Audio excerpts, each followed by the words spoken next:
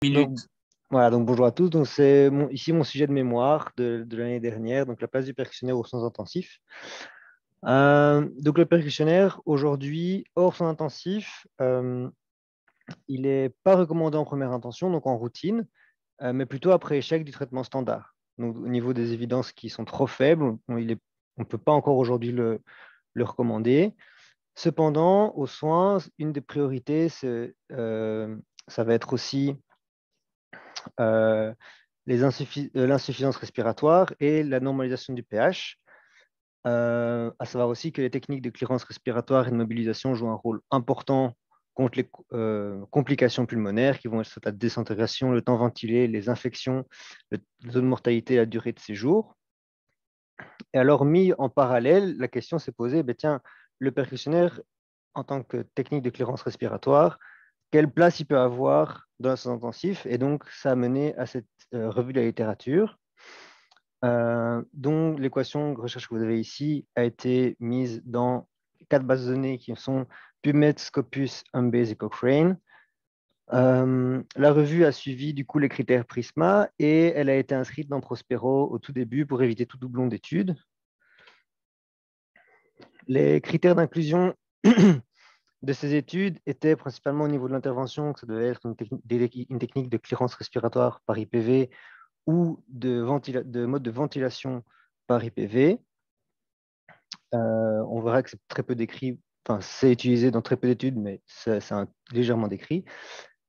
Comparé à à d'autres techniques de clearance ou de ventilation, ou aucune technique ou du placebo, avec comme outcomes les échanges gazeux, les paramètres cardio-respiratoires, la fonction pulmonaire, la durée de séjour, la survie, les symptômes ou les complications. Et les types d'études inclus étaient les RCT, les études de cohorte, les études comparatives et les études observationnelles.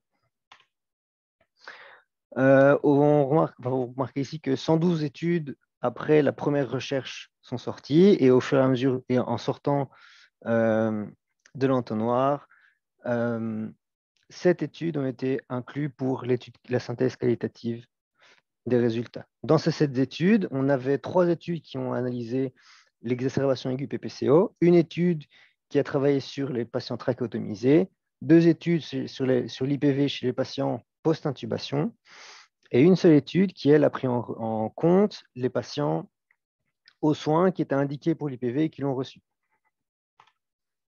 Donc, au niveau des contrôles, donc souvent, la plupart du temps, l'IPV était comparé à la chest physiothérapie, donc des traitements standards, qui étaient décrits comme du positionnement, des percussions, des cycles de respiration actifs comme l'Eltegol, des cycles de respiration actifs, l'Eltegol, les exercices de respiration forcée, etc. 3 études ont évalué l'effet direct de l'IPV, donc à très court terme, et une étude seulement a par contre comparé l'IPV, enfin, a associé l'IPV à l'activité physique et l'immobilisation. Et 2 études ont comparé l'IPV avec la VNI. VNI qui n'est pas une technique d'éclairance respiratoire, mais ça, on y viendra plus tard.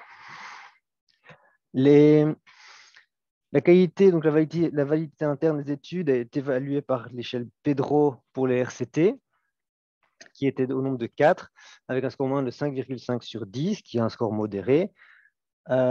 Et pour toutes les études, l'échelle Downs and Black a été faite avec un score qui allait de acceptable à bon, à savoir que acceptable, c'est 14 à 18 sur 28 et bon, c'est 19 à 23 sur 28. Concernant les résultats des études, ce que cette revue a permis de mettre en valeur, c'est que au niveau des échanges, enfin des gaz sanguins,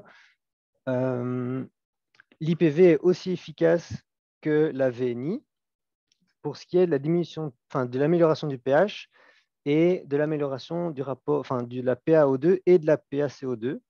Ça, c'est donc pour le pH, ça a été évalué pour les patients BPCO en exacerbation aiguë et la PaO2 et la PaCO2, ça a été évalué pour les patients trachéotomisés.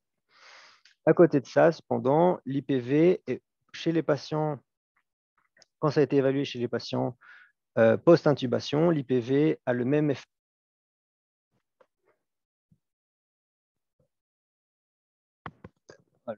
Donc l'IPV a le même effet que la ventilation spontanée donc chez les patients du coup post-intubation. Concernant les paramètres pulmonaires et cardio-respiratoires, on remarque de nouveau que l'IPV a la même efficacité que la VNI.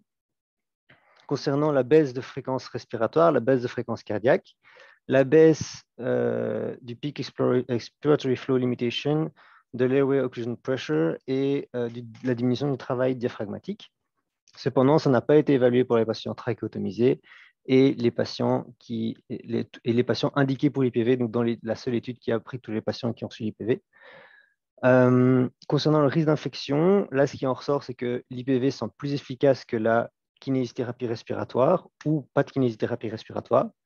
Concernant la diminution des infections à Gram négatives, et ça a été évalué pour les patients trachéotomisés.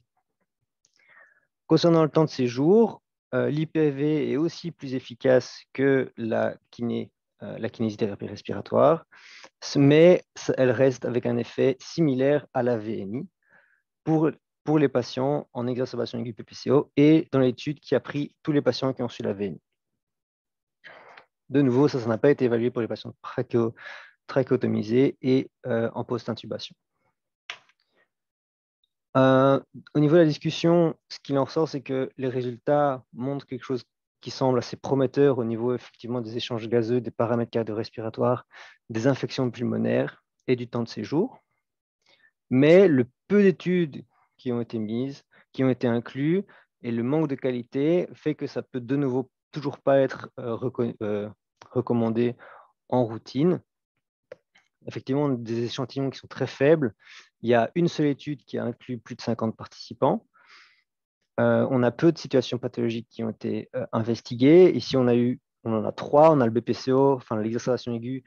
On a la trachéotomie et le post-intubation. Et d'autres avec de nouveau très peu d'études.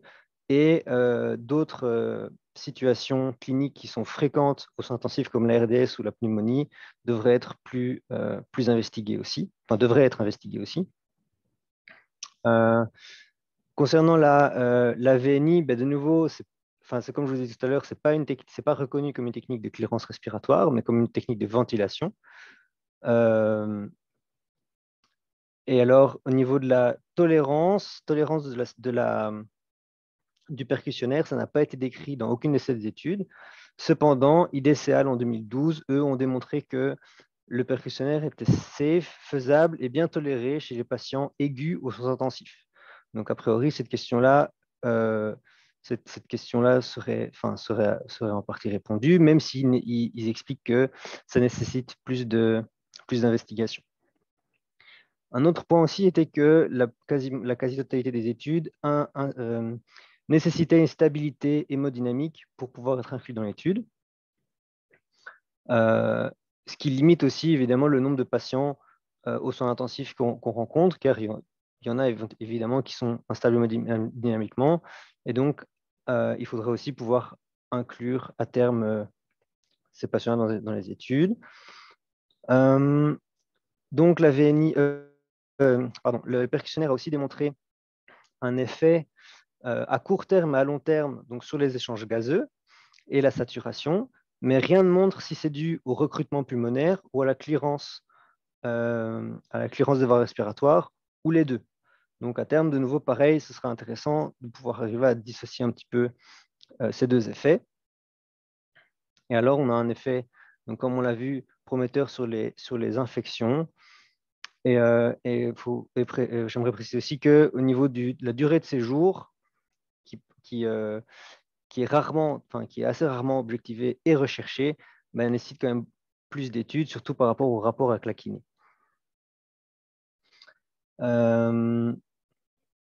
Et de nouveau, sur le risque d'infection, donc je reviens dessus, ça peut être expliqué par la PIP, par la clearance ou l'amélioration de la fonction pulmonaire. Les liens ne sont pas dissociés et de nouveau, le lien entre le risque d'infection et la kiné-respi est rarement investigué, encore plus dans le cas du percussionnaire. Et donc, ces résultats prometteurs, surtout concernant l'infection, par exemple, devraient encourager les futures études. Concernant les limites de cette revue, principalement, ça va être les protocoles qui, malgré que ce soit quelque chose qui est commun dans les techniques de clearance respiratoire, sont pas du tout standardisés. Sont pas standardisés, et donc ça rend l'évaluation de l'efficacité très difficile. Ici,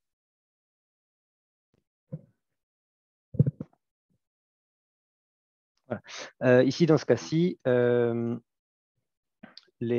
seul point commun entre toutes les études est la fréquence, l'utilisation de basse fréquence, qui est le meilleur pour la clearance.